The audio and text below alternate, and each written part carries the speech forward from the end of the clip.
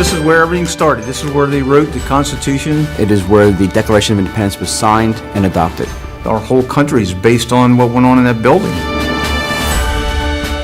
In 2011, we got a call from U.S. Roofing, Dick Daggett, our largest customer.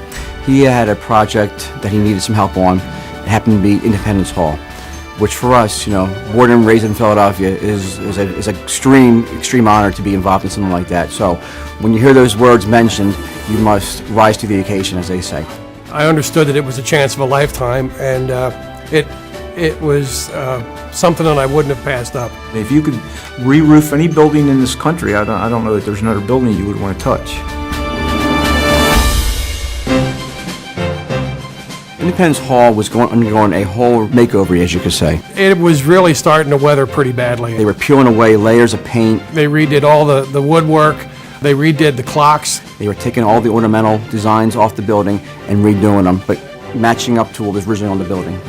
For a project like this, the general contractor can't afford to take any risks with any issues, and pricing is probably less as critical in something like this as quality is in performance.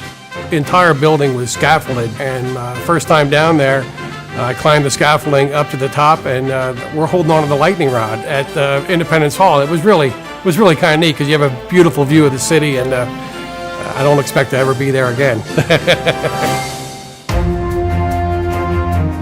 One of the demands of the architects was to match the existing product that was on Independence Hall. We had drawings, we had historic information. We were actually matching a product that was 200 years old.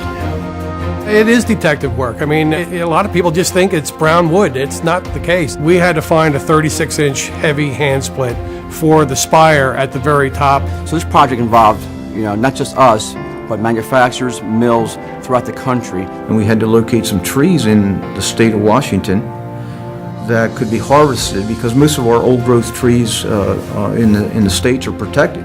We didn't need a whole lot of the product, but it took about 4 months to get the 36-inch shakes.